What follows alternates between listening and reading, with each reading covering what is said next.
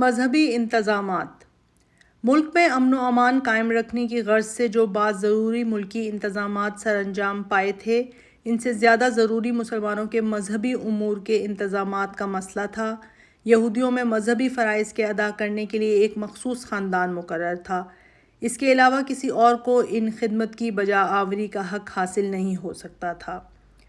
عیسائیوں میں گو خاندان کی تخصیص نہ تھی، لیکن ان میں ایک خاص طبقہ پیدا ہو گیا تھا جس نے ان خدمات کو اپنا حق قرار دے لیا تھا۔ ہندوؤں میں غیر برہمن کسی مذہبی خدمت کا مستحق نہیں۔ دنیا کی دوسری قوموں کا بھی یہی حال تھا۔ لیکن جو شریعت محمد صلی اللہ علیہ وآلہ وسلم نے دنیا میں قائم کی، اس میں مخصوص اشخاص، مخصوص خاندان اور مخصوص طبقے کی حاجت نہ تھی، بلکہ ہر شخص جو اللہ کا کلمہ گو تھا اس رتبے کا مستحق ہو سکتا تھا۔ دعا اور مبلغین اسلام۔ ایک مشہور مغربی مورخ نے لکھا ہے کہ مدینہ میں آ کر اسلام نبوت کا منصب چھوڑ کر سلطنت بن گیا تھا، اور اب اسلام کے معنی بجائے اس کے کہ خدا پر ایمان لایا جائے، یہ رہ گئے تھے کہ محمد کی حکومت تسلیم کر لی جائے۔ اسلام کا مقصد وہ تھا جو خدا نے قرآن مجید میں بیان کیا ہے: الذین ان مکناہم فی الارض اقاموا الصلاۃ وآتوا الزکاۃ وامروا بالمعروف ونہوا عن المنکر۔ سورہ حج۔ وہ لوگ جن کو ہم نے زمین میں اگر طاقت دیں تو نماز قائم کریں، زکوٰۃ دیں، اچھی باتوں کا حکم دیں اور بری باتوں سے روکیں۔ اس بنا پر ہر مسلمان واعظ بھی ہوتا ہے اور محتسب بھی، داعی بھی اور ماہر شریعت بھی۔ یہی وجہ ہے کہ یا تو اسلام سے پہلے عرب میں اس قدر جہالت پائی جاتی تھی کہ شرفاء میں لکھنا پڑھنا عیب خیال کیا جاتا تھا، یا ایک ایک گھر فقہ، حدیث اور تفسیر کا دارالعلم بن گیا۔ تاہم چونکہ ہر شخص کو تفقہ و تدریس کا کافی وقت نہیں مل سکتا تھا، اس لیے یہ ضروری قرار پایا کہ ہر جماعت اور ہر قبیلے میں کچھ ایسے لوگ موجود رہیں جو تعلیم و ارشاد کا فرض انجام دے سکیں۔ اسی بنا پر قرآن مجید میں حکم آیا ہے: وَمَا كَانَ الْمُؤْمِنُونَ لِيَنفِرُوا كَافَّةً فَلَوْلَا نَفَرَ مِنْ كُلِّ فِرْقَةٍ مِّنْهُمْ طَائِفَةٌ لِيَتَفَقَّهُوا فِي الدِّينِ وَلِيُنذِرُوا قَوْمَهُمْ إِذَا رَجَعُوا إِلَيْهِمْ لَعَلَّهُمْ يَحْذَرُونَ۔ سورہ توبہ۔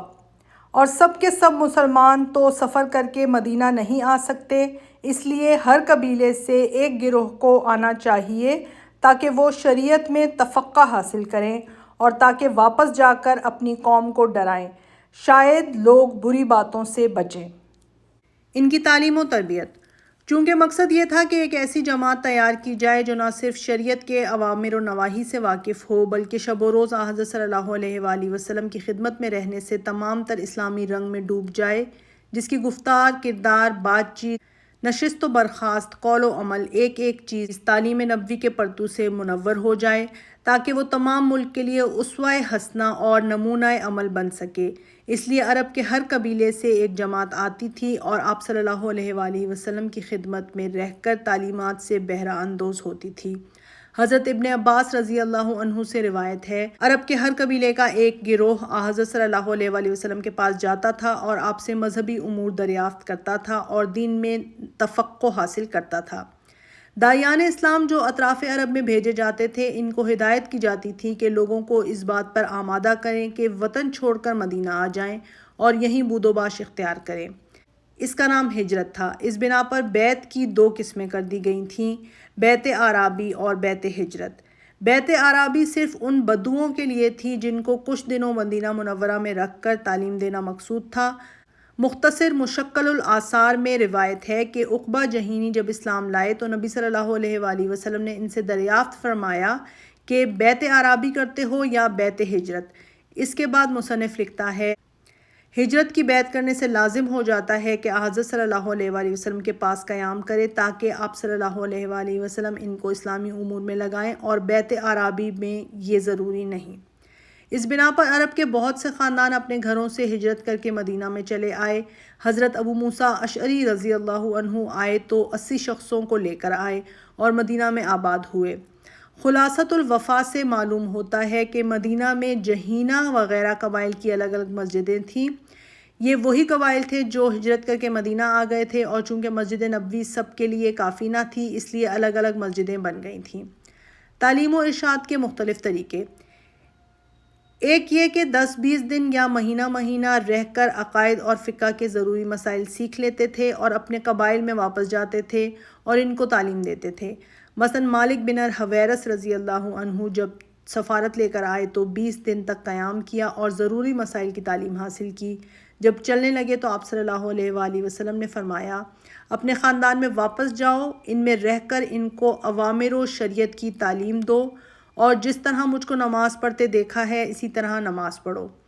دوسرا مستقل طریقہ درس کا تھا، یعنی لوگ مستقل طریقے سے مدینہ میں رہتے تھے اور عقائد و شریعت اور اخلاق کی تعلیم پاتے تھے۔ ان کے لیے صفا خاص درس گاہ تھی، اور اس میں زیادہ تر وہ لوگ قیام کرتے تھے جو تمام دنیاوی تعلقات سے آزاد ہو کر شب و روز زہد و عبادت اور زیادہ تر خدمت علم میں مصروف رہتے تھے۔ مشکات کتاب العلم میں روایت ہے کہ ایک دفعہ حضرت صلی اللہ علیہ وآلہ وسلم مسجد میں تشریف لے گئے۔ اس وقت مسجد میں 2 حلقے تھے، حلقہ ذکر اور حلقہ درس۔ آپ صلی اللہ علیہ وآلہ وسلم حلقہ درس میں جا کر بیٹھ گئے۔ اس وقت کی اصطلاح میں ان طالبان علم کو قرا کہتے تھے، چنانچہ صحیح بخاری وغیرہ میں ہر جگہ یہی نام آتا ہے۔ ارنیا میں جو لوگ تعلیم و ارشاد کے لیے گئے تھے اور کفار نے ان کو دھوکے سے شہید کر دیا تھا، وہ اسی درس گاہ کے تربیت یافتہ تھے، اور کتب حدیث میں ان کا نام اسی لقب یعنی قرا کے ساتھ آیا ہے۔ ارباب سیر نے لکھا ہے کہ ان لوگوں میں سے جب کوئی شادی کر لیتا تھا تو اس جماعت سے نکل جاتا تھا اور ان کے بجائے دوسرے لوگ داخل ہوتے تھے۔ اصحاب صفا اگرچہ اس قدر مفلس اور نادار تھے کہ کسی کے پاس ایک کپڑے سے زیادہ نہیں ہوتا تھا، جس کو گردن سے باندھ کر گھٹنوں تک چھوڑ دیتے کہ چادر اور تہمت دونوں کے لیے کام دیتا تھا۔ تاہم یہ لوگ پاؤں توڑ کر نہیں بیٹھتے تھے، بلکہ جنگل میں جا کر لکڑیاں چن لاتے تھے اور ان کو بیچ کر آدھا خیرات کر دیتے تھے اور آدھا اخوان طریقت میں تقسیم ہوتا تھا۔ اس بنا پر تعلیم اور درس کا وقت رات کو مقرر کیا گیا۔ بعض روایتوں سے معلوم ہوتا ہے کہ اس درسگاہ کے معلمین میں سے حضرت عبادہ بن الصامت رضی اللہ عنہ بھی تھے، جو مشہور صاحب علم تھے اور جن کو حضرت عمر نے زمانہ خلافت میں تعلیم فقہ و قرآن کے لیے فلسطین بھیجا تھا۔ ابو داؤد میں حضرت عبادہ بن الصامت رضی اللہ عنہ سے روایت ہے، میں نے اصحاب صفا میں سے چند لوگوں کو قرآن مجید اور لکھنے کی تعلیم دی، اس کے صلے میں مجھ کو ایک شخص نے ایک کمان تحفے میں دی۔ ایک روایت میں یہ بھی ہے کہ نبی صلی اللہ علیہ وآلہ وسلم نے عبادہ رضی اللہ عنہ کو اس تحفے کے قبول کرنے کی اجازت نہیں دی تھی۔ بعض روایتوں سے معلوم ہوتا ہے کہ درسگاہ صفا کے علاوہ اور بھی کوئی جگہ تھی جہاں اصحاب صفا رات کو تعلیم پاتے تھے۔ مسند امام ابن حنبل میں ہے، حضرت انس رضی اللہ عنہ کہتے ہیں کہ اصحاب صفا میں سے 70 شخص رات کو ایک معلم کے پاس جاتے تھے اور صبح تک درس میں مشغول رہتے تھے۔ عرب میں لکھنے پڑھنے کا رواج بہت کم تھا، لیکن اسلام آیا تو تحریر و کتابت کا فن بھی گویا ساتھ لے آیا۔ سب سے بڑی ضرورت قرآن مجید کے ضبط و تدوین کی تھی۔ اس بنا پر حضرت صلی اللہ علیہ وآلہ وسلم نے شروع ہی سے کتابت کی ترویج کی طرف توجہ فرمائی۔ جنگ بدر کے ذکر میں گزر چکا ہے کہ اسیران جنگ میں سے جو لوگ فدیہ نہیں ادا کر سکے، ان کو اس شرط پر رہا کیا گیا کہ مدینہ میں رہ کر لوگوں کو لکھنا سکھا دیں۔ ابو داؤد کی مذکورہ بالا حدیث سے ثابت ہوتا ہے کہ اصحاب صفا کو جو تعلیم دی جاتی تھی اس میں لکھنا بھی داخل تھا، چنانچہ حضرت عبادہ رضی اللہ عنہ قرآن مجید کے ساتھ لکھنے کی بھی تعلیم دیتے تھے۔ مساجد کی تعمیر: حضرت صلی اللہ علیہ وآلہ وسلم اگرچہ ترقی و جاہ پرستی سے طبعاً نفور تھے اور اس لیے اینٹ اور مٹی پر صرف زرتا پسند فرماتے تھے، تاہم چونکہ اسلام کی تمام تحریکات کا مقصد صرف رفع ذکر اور تسبیح و تقدیس الہی تھا، اس بنا پر ہر قبیلے کو مسلمان ہونے کے ساتھ سب سے پہلے مسجد کی ضرورت پیش آتی تھی۔ ایک سبب اس کا یہ بھی تھا کہ یہ مسجدیں صرف نماز ہی پڑھنے کے کام میں نہیں آتی تھیں، بلکہ در حقیقت یہ تمام اہل قریہ یا اہل محلہ کو دن رات میں 5 بار ایک جگہ جمع کر کے ان کی اجتماعی اور اتحادی قوت کو روز بروز اور زیادہ ترقی دینے کا ذریعہ بھی بنتی تھیں۔ اس لیے آپ صلی اللہ علیہ وآلہ وسلم باجماعت نماز پڑھنے کی سخت تاکید فرماتے تھے۔ خود مدینہ کے اندر بہت سے قبائل آباد تھے، ہر قبیلے کا الگ الگ محلہ تھا اور ہر محلے میں ایک ایک مسجد تھی۔ ابو داؤد نے کتاب المراسیل میں بسند لکھا ہے کہ صرف مدینہ کے اندر آپ کے زمانے میں 9 مسجدیں تھیں جہاں الگ الگ جماعتیں ہوتی تھیں۔ ان کے نام یہ ہیں: مسجد بنی عمرو، مسجد بنی سعدہ، مسجد بنی عبید، مسجد بنی سلمہ، مسجد بنی رابح، مسجد بنی زریق، مسجد غفار، مسجد اسلم، مسجد جہینہ۔ ان کے علاوہ متفرق روایات میں مختلف قبائل کی حسب ذیل مسجدوں کا اور پتہ لگتا ہے: مسجد بنی حدرہ، مسجد بنی امیہ یعنی انصار کا ایک قبیلہ تھا، مسجد بنی بیادہ، مسجد بنی الحبلی، مسجد بنی اسیہ، مسجد ابی فیصلہ، مسجد بنی دینار، مسجد ابی بن کعب، مسجد نابغہ، مسجد ابن عدی، مسجد حارث بن خزرج، مسجد بنی حطمہ، مسجد الفضیح، مسجد بنی حارثہ، مسجد بنی ظفر، مسجد بنی عبد الاشہل، مسجد واقم، مسجد بنی معاویہ، مسجد عاتقہ، مسجد بنی قریظہ، مسجد بنی وائل، مسجد الشجرہ۔ روایتوں میں یہ بھی ثابت ہے کہ اشاعت اسلام کے ساتھ ہی مدینہ سے باہر عرب کے گوشے گوشے میں مسجدیں بنتی جاتی تھیں جہاں دن میں 5 بار خدا کا نام پکارا جاتا تھا۔ نبی صلی اللہ علیہ وآلہ وسلم نے غزوات میں معمول کر لیا تھا کہ رات بھر انتظار فرماتے تھے، صبح کو جہاں سے اذان کی آواز آتی وہاں حملہ نہ فرماتے۔ چنانچہ ایک سفر جہاد میں آپ صلی اللہ علیہ وآلہ وسلم کے کانوں میں ایک طرف سے اللہ اکبر کی آواز آئی تو آپ نے فرمایا یہ تو فطری شہادت ہے۔ اس کے بعد آپ صلی اللہ علیہ وآلہ وسلم نے اشہد ان لا الہ الا اللہ کی آواز سنی تو فرمایا آگ سے نجات ہو گئی۔ صحابہ نے ادھر ادھر نگاہ دوڑائی تو معلوم ہوا کہ بکرے کے چرواہے کی آواز ہے۔ تمام مجاہدین اسلام کو بھی یہی حکم تھا۔ چنانچہ ایک بار آپ صلی اللہ علیہ وآلہ وسلم نے ایک سریہ کو روانہ کیا تو یہ وصیت فرمائی: اگر کہیں مسجد دیکھو یا اذان کی آواز سنو تو وہاں کسی شخص کو قتل نہ کرنا۔ ان روایتوں سے ایک طرف تو عہد نبوت کے اشاعت اسلام کی وسعت کا اندازہ ہوتا ہے اور دوسری طرف سے یہ ثابت ہوتا ہے کہ جو قبائل اسلام لائے تھے انہوں نے الگ الگ مسجدیں تعمیر کر لی تھیں اور ان میں 5 وقتہ غلغلہ تکبیر و اذان بلند ہوا کرتا تھا۔ اگرچہ اس وقت کی عام غربت و سادگی کی وجہ سے جو مسجدیں تعمیر ہوئی تھیں وہ ایک زمانہ ممتد تک قائم نہیں رہ سکتی تھیں، اس لیے ان باقیات صالحات کا بہت بڑا حصہ صفائے ہستی سے مٹ گیا اور ان کے ساتھ ان کا نام اور ان کی تاریخ بھی مٹ گئی۔ تاہم جو مسجدیں مدتوں قائم رہیں ان کی تاریخ سے معلوم ہوتا ہے کہ عرب کا کوئی گوشہ ان مذہبی یادگاروں سے خالی نہ تھا۔ عرب کے عام قبائل سے بحرین کا ایک قبیلہ عبد القیس اسلام لا چکا تھا۔ اس قبیلے نے ایک مسجد تعمیر کی تھی، چنانچہ اسلام میں مسجد نبوی کے بعد سب سے پہلے جمعے کی نماز اسی مسجد میں ادا کی گئی۔ بخاری کتاب الجمعہ میں ہے۔ حضرت عبداللہ بن عباس رضی اللہ عنہما سے روایت ہے کہ مسجد نبوی کے بعد پہلا جمعہ قبیلہ عبد القیس کی مسجد میں پڑھایا گیا جو بحرین کے ایک گاؤں میں جواسی نامی میں واقع تھی۔ اہل طائف جب اسلام لائے تو آپ نے ہدایت فرمائی کہ خاص اسی جگہ مسجد تعمیر کرائیں جہاں ان کا بت نصب تھا۔ حضرت طلق بن علی رضی اللہ عنہ سے روایت ہے کہ جب ہماری قوم کے لوگ حضرت صلی اللہ علیہ وآلہ وسلم کی خدمت میں حاضر ہوئے تو ہم نے عرض کی کہ ہمارے ملک میں ایک گرجا ہے، تو آپ نے اپنے وضو کا پانی عنایت فرمایا اور ہدایت کی کہ گرجے کو توڑ ڈالو اور وہاں یہ پانی چھڑک کر مسجد بنا لو۔ چنانچہ جب وہ لوگ واپس آئے تو حسب ارشاد مسجد تعمیر کر لی۔ اس قسم کی مسجدیں اگرچہ عرب کے گوشے گوشے میں تعمیر ہوئی ہوں گی لیکن عموماً احادیث کی کتابوں سے صرف ان مسجدوں کا حال معلوم ہو سکتا ہے جو مدینہ اور اوالی مدینہ میں تعمیر ہوئیں۔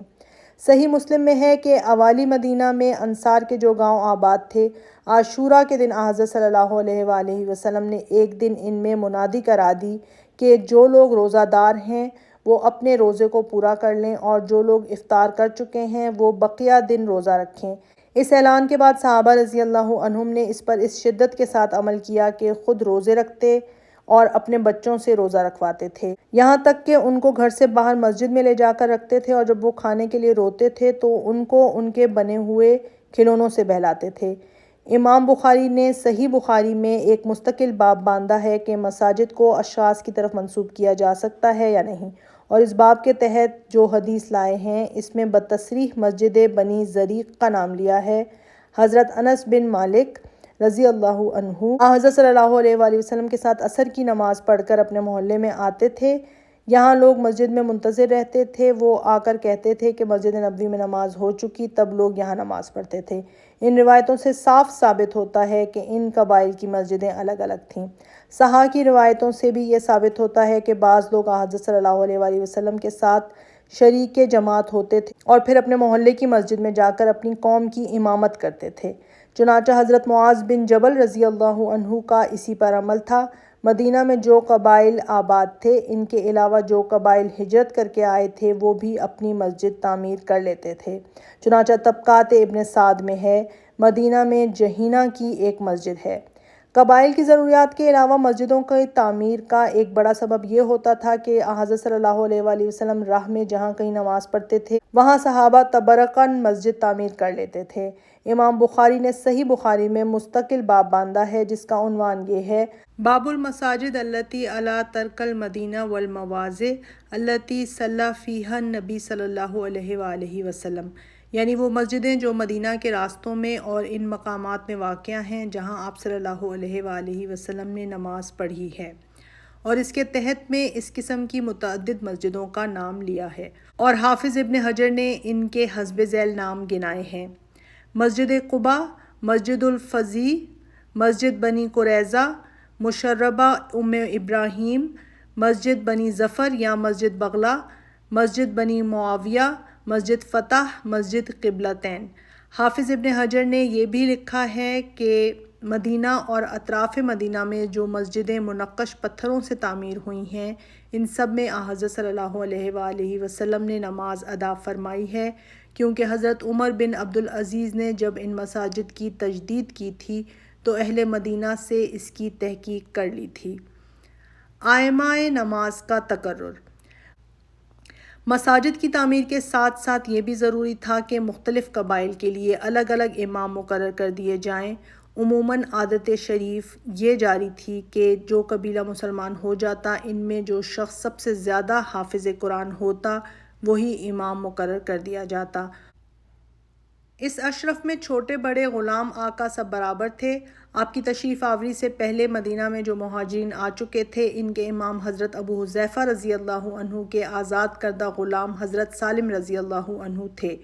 جرم کا قبیلہ جب اسلام لایا تو عمرو بن سلمہ جرمی اس وقت 7 یا 8 برس کے کم سن بچے تھے، لیکن چونکہ اپنے قبیلے میں قرآن کے سب سے بڑے حافظ وہی تھے، اس لیے وہی امام قرار پائے۔ امامت کے انتخاب کے لیے رسول اللہ صلی اللہ علیہ وآلہ وسلم نے چند اصول مقرر فرما دیے تھے۔ ابو مسعود انصاری رضی اللہ عنہ سے مروی ہے کہ حضرت صلی اللہ علیہ وآلہ وسلم نے فرمایا: جماعت کی امامت وہ کرے جو سب سے زیادہ کلام اللہ پڑھا ہوا ہو، اگر ان میں سب برابر ہوں تو جو سنت میں سب سے زیادہ واقف ہو، اگر اس میں بھی مساوات ہو تو جس نے سب سے پہلے ہجرت کی تھی، اور ان میں بھی سب برابر ہوں تو جس کی عمر زیادہ ہو۔ جب کوئی ایسا قبیلہ خدمت اقدس میں حاضر ہوتا تو آپ پوچھتے کہ تم میں سب سے زیادہ حافظ قرآن کون ہے؟ اگر کوئی ایسا شخص ہوتا تو لوگ اس کا نام لیتے اور آپ اس کو اس عہدے پر خود ممتاز فرماتے۔ چنانچہ اہل طائف کے امام عثمان بن ابی وقاص اسی طرح مقرر ہوئے تھے، اور سب مساوی الحیثیت ہوتے تو ارشاد ہوتا: تم میں جو بڑا ہو وہ جماعت کی امامت کرے۔ مالک بن حویرث جب اپنی قوم کی طرف سے بارگاہ نبوت میں حاضر ہوئے تو حضرت صلی اللہ علیہ وآلہ وسلم نے یہی ارشاد فرمایا۔ مدینہ میں، مدینہ سے باہر اطراف میں، عرب کے مختلف صوبوں میں جہاں جہاں مسجدیں تعمیر ہوئی تھیں، ظاہر ہے کہ وہاں ہر جگہ الگ الگ امام مقرر ہوئے ہوں گے۔ جن قبائل میں عمال مقرر ہوئے تھے وہی ان کے امام بھی ہوتے تھے۔ بڑے بڑے مقامات میں یہ دونوں عہدے الگ الگ ہوتے تھے۔ عمان میں حضرت عمرو بن العاص رضی اللہ عنہ عامل تھے اور ابو زید انصاری امام، لیکن افسوس ہے کہ احادیث و سیر کی کتابوں میں نام بنام ان کی یکجا تفصیل مذکور ہے۔ ضمنی واقعات میں جہاں تک اس کا سراغ لگ سکتا ہے وہ حسب ذیل ہے۔ مصعب بن عمیر مدینہ منورہ ہجرت نبوی سے پہلے انصار کی امامت کرتے تھے۔ سالم مولا ابی حذیفہ حضرت صلی اللہ علیہ وآلہ وسلم کی تشریف آوری سے پہلے مہاجرین کے امام تھے۔ ابن ام مکتوم مدینہ منورہ۔ جب آپ مدینہ سے باہر غزوات میں تشریف فرما ہوتے تو اکثر صحابہ بھی ہم رکاب ہوتے، لیکن چونکہ یہ آنکھوں سے معذور تھے اس لیے مدینہ ہی میں رہتے تھے۔ اس سبب سے اس موقع پر انہی کو آپ امام مقرر فرماتے۔ ابو بکر صدیق حضرت صلی اللہ علیہ وآلہ وسلم کی عدم تشریف آوری پر مسجد نبوی میں امام ہوتے تھے۔ عتبان بن مالک بنو سالم، معاذ بن جبل بنو سلمہ ایک انصاری مسجد قباء، عمرہ بن سلمہ بنو جرم، اسید بن حضیر بنو جرم، انس بن مالک یا کوئی دوسرے صحابی، مالک بن حویرث، عتاب بن اسید مکہ معظمہ، عثمان بن ابی العاص طائف، ابو زید انصاری عمان رضی اللہ عنہم۔ مؤذنین عام طور پر اذان کے لیے کوئی خاص شخص منتخب نہیں کیا جاتا تھا، تاہم چند مثالوں سے قیاس ہوتا ہے کہ بڑی بڑی مسجدوں میں یہ عہدہ الگ آپ نے قائم فرمایا تھا۔ چنانچہ مکہ معظمہ اور مدینہ طیبہ میں اس عہدے پر حضرت صلی اللہ علیہ وآلہ وسلم نے ان صاحبوں کو ممتاز فرمایا تھا۔ بلال بن رباح مؤذن مسجد نبوی، عمرو بن ام مکتوم قرشی مؤذن مسجد نبوی، سعد القرظ مؤذن مسجد قباء، ابو مغدورہ جمحی قرشی مؤذن مسجد حرام رضی اللہ عنہم۔ تاسیس و تکمیل شریعت۔ الیوم اکملت لکم دینکم واتممت علیکم نعمتی ورضیت لکم الاسلام دینا۔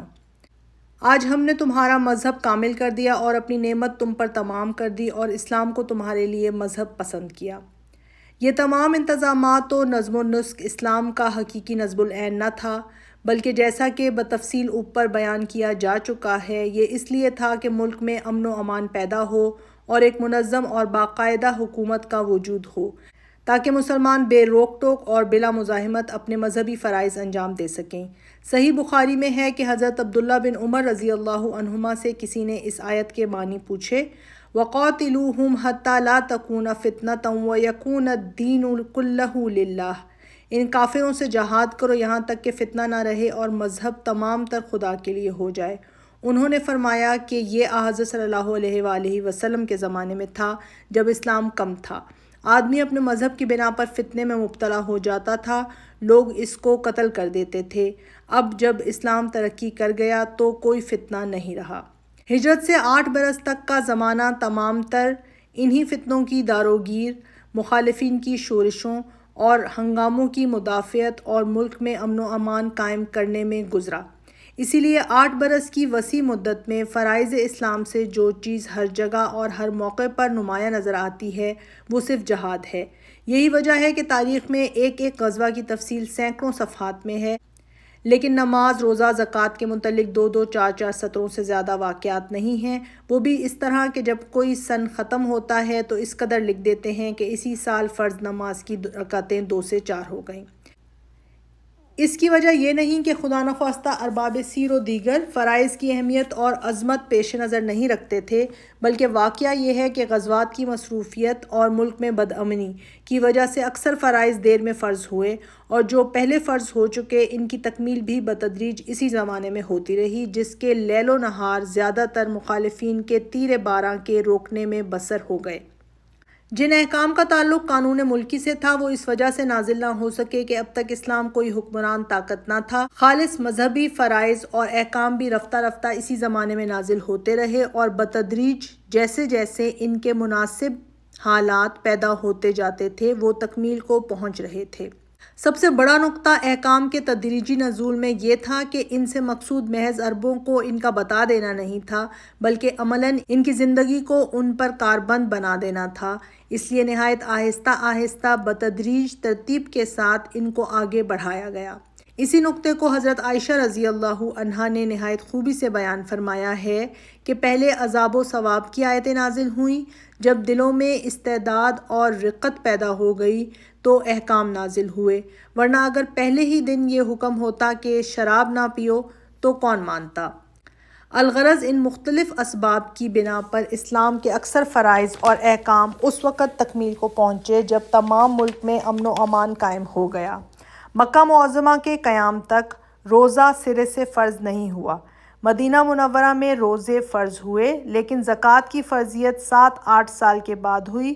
اس کی وجہ یہی تھی کہ رات دن کی معرکہ آرائیوں سے مالی حالت اس حد تک پہنچنے کہاں پائی تھی کہ زکوٰۃ کی فرضیت کا موقع آئے۔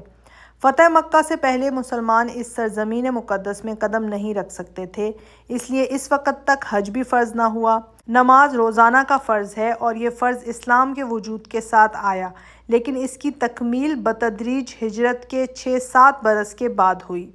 5 ہجری تک نماز میں بات چیت کرنا جائز تھا، اور کوئی باہر کا آدمی سلام کرتا تو نمازی عین نماز میں جواب دیتے تھے، جیسا کہ ابو داؤد وغیرہ میں متعدد روایتیں مذکور ہیں۔ غرض فتح مکہ کے بعد جب کفر کا زور ٹوٹ گیا اور تمام ملک میں امن و امان قائم ہو گیا تو مذہبی احکام کی تفصیل اور نظام شریعت کی تکمیل کا موقع آیا۔ احکام بہت سے ایسے تھے جو سرے سے ابھی شروع نہیں ہوئے تھے، مثلاً زکوٰۃ، حج، حرمت ربا وغیرہ۔ بہت سے ایسے تھے کہ ابتدائی ارکان قائم ہو گئے تھے لیکن تکمیل نہیں ہوئی تھی۔